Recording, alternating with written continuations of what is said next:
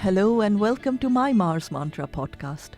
In this podcast, I bring changemakers from around the world to talk about their personal experience and to share their stories of motivation to inspire audiences like you.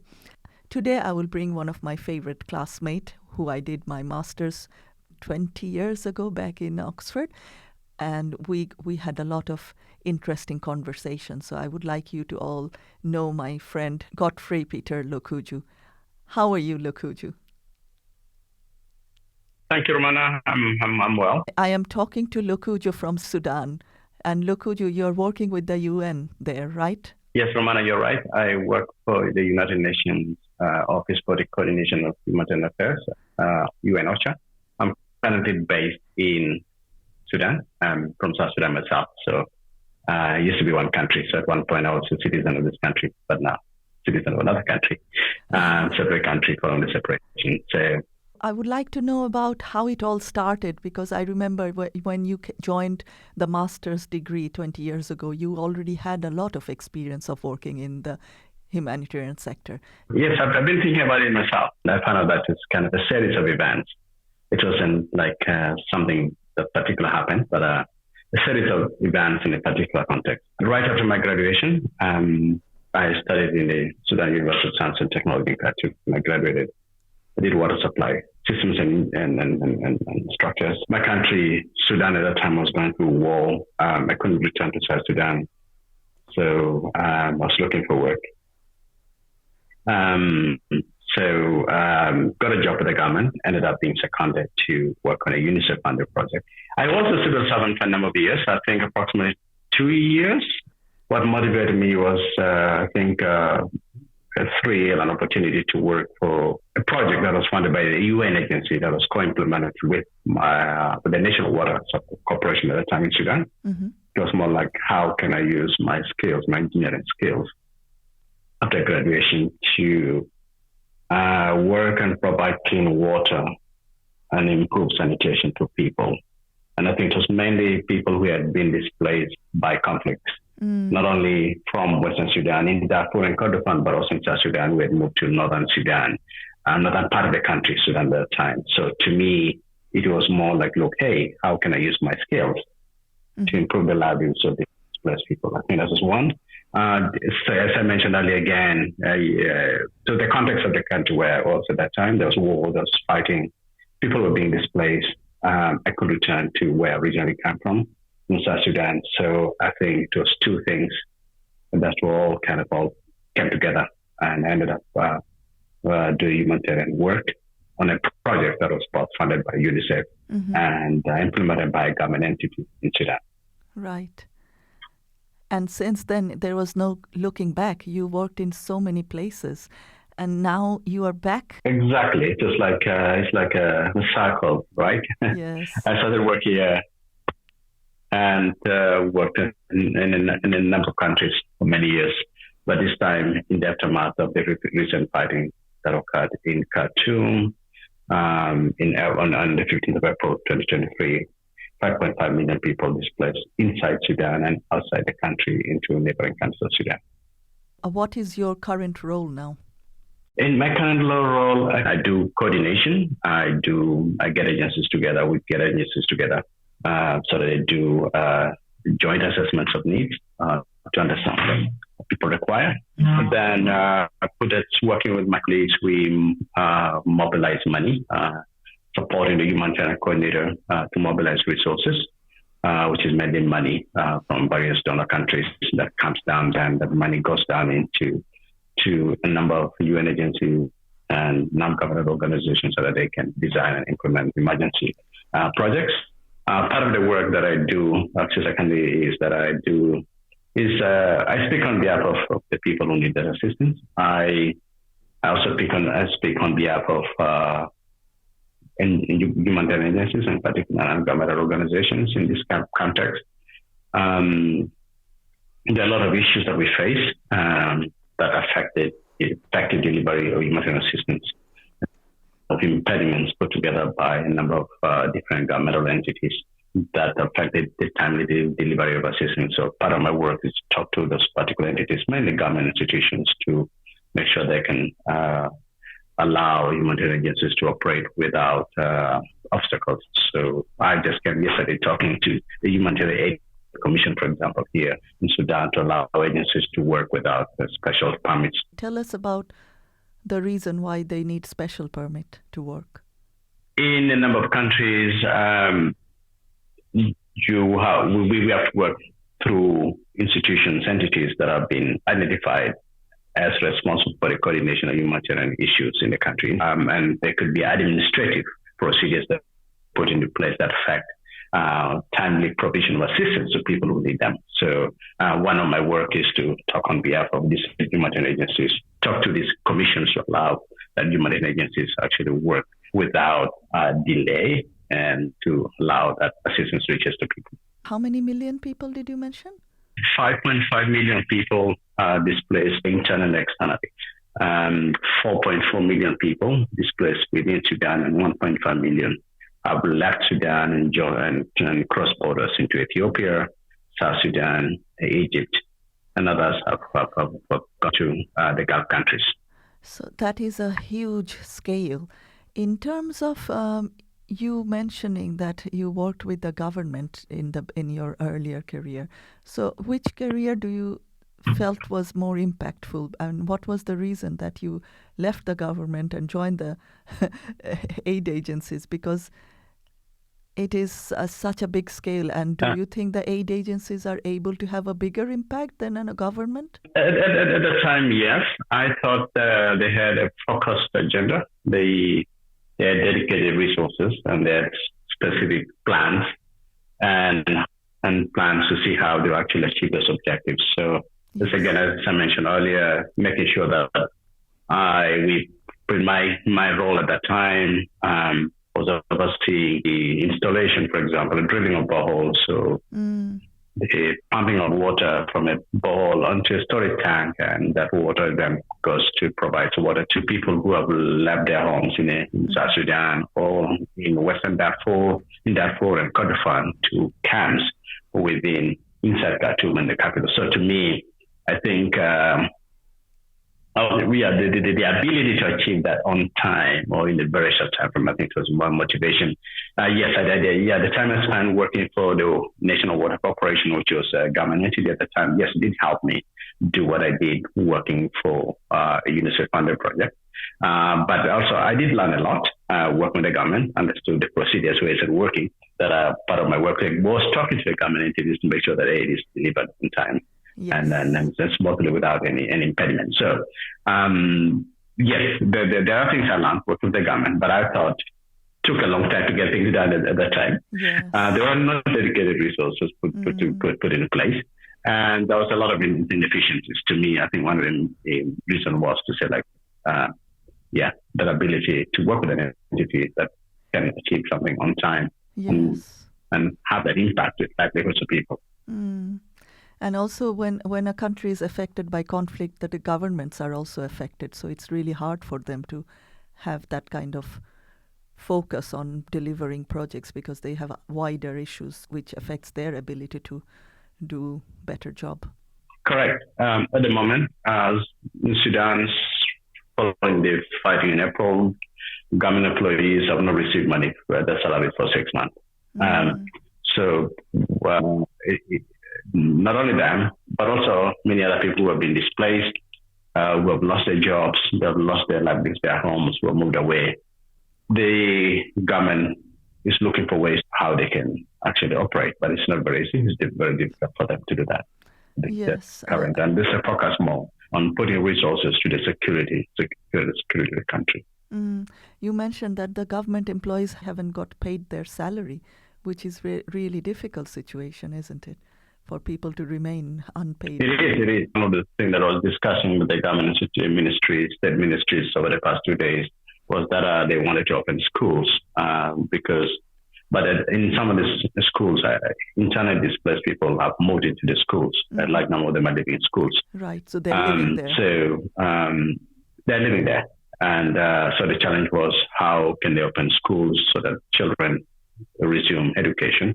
But at the same time, the government requires money, resources to pay teachers. And also humanitarian agencies are also short of money because there are so many disasters going around the world. As soon as there is a new disaster, all the news headlines are about that new disaster. What is the situation? How do you keep your work going, and how do you motivate everyone to make sure that we get the attention we need for the important work that's going on the ground?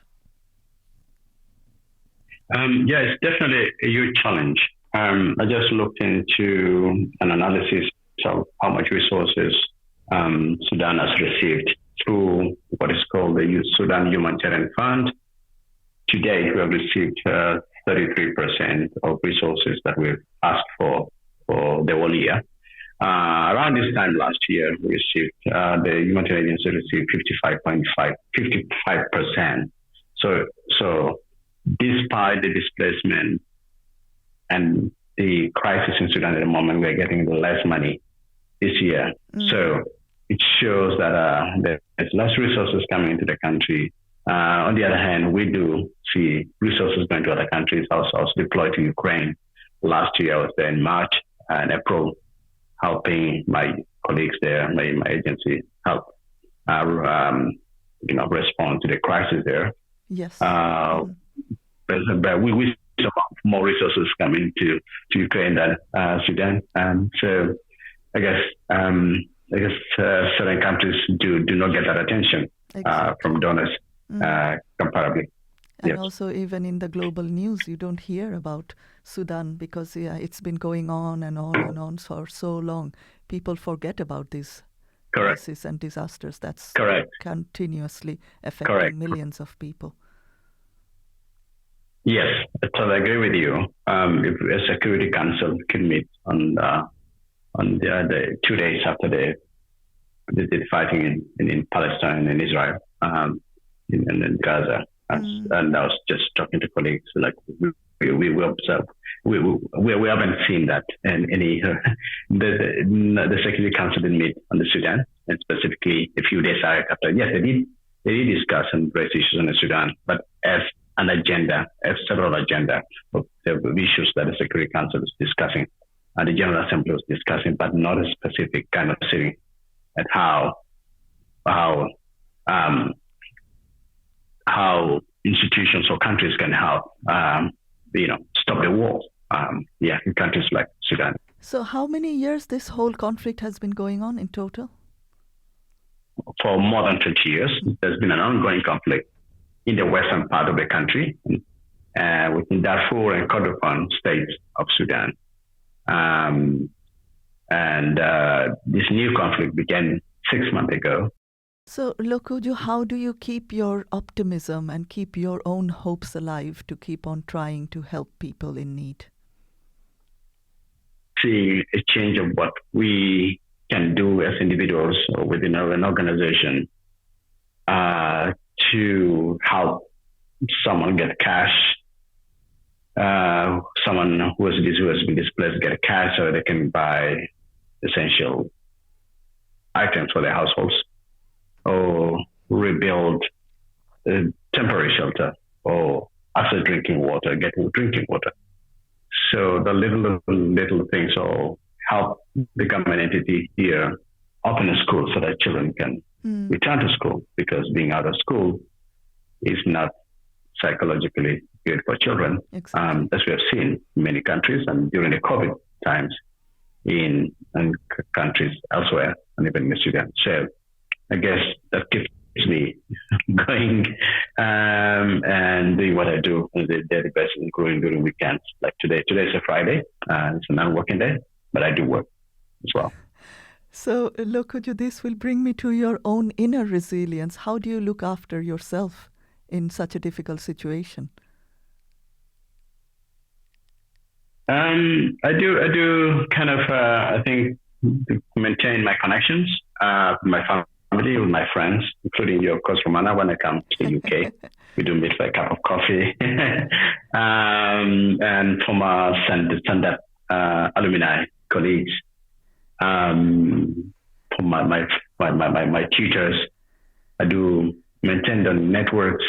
Is vital to me. I do maintain the network that I have here with individuals here in Sudan, my colleagues that I work with, working colleagues, but also the local Sudanese colleagues that I know that I've met here and friends and previous colleagues I studied with at university in Khartoum.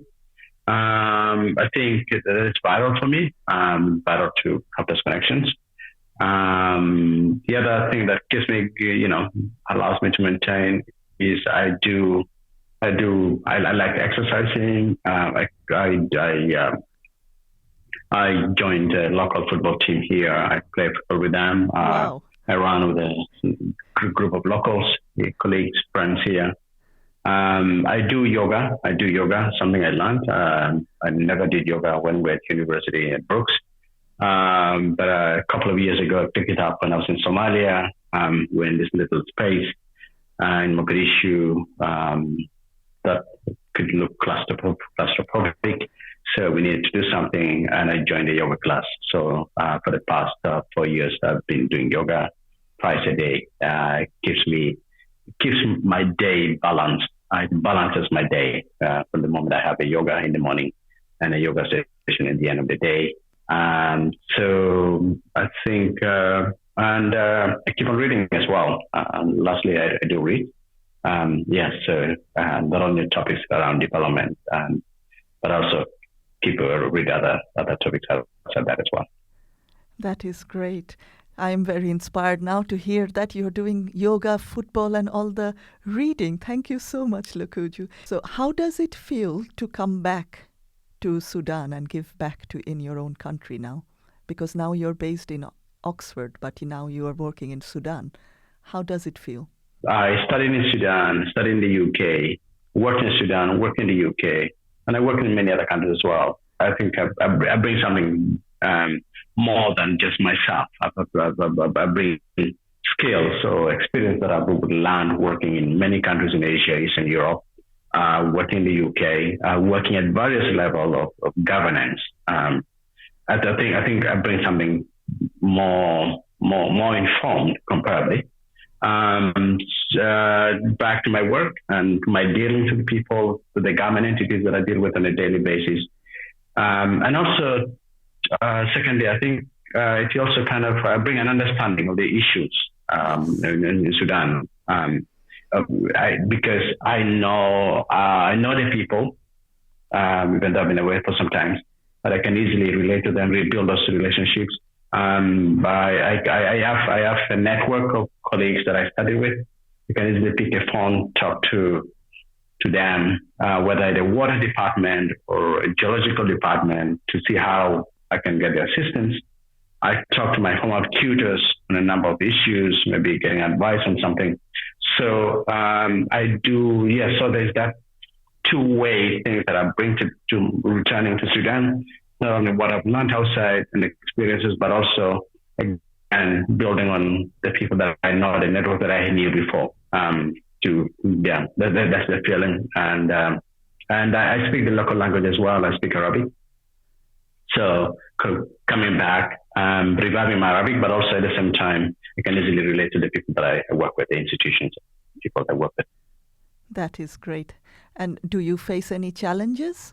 I guess the challenges that I face, I guess the context of the war that's going on at the moment. It's not easy to get work done compared to in other countries that I work in. And so the other thing is just the bureaucracy. If I face challenge in terms of bureaucracy. I didn't mention earlier, I was talking on behalf of NGOs, so that those bureaucratic impediments being put by the government are removed to allow the delivery of water, delivery of food, cash. People who need it. So kind of at one point you start asking whether with the humanitarian principles, we all sometimes think we should be all applying and not actually being understood or applied by other entities. So this is a challenge that I face in my work, and trying to talk the government institutions here to make sure that our work is delivered. I guess there's a suspicion of foreign and non-governmental organizations overall. There's a suspicion. There's just a number of reasons why they think we're here implementing a foreign agenda.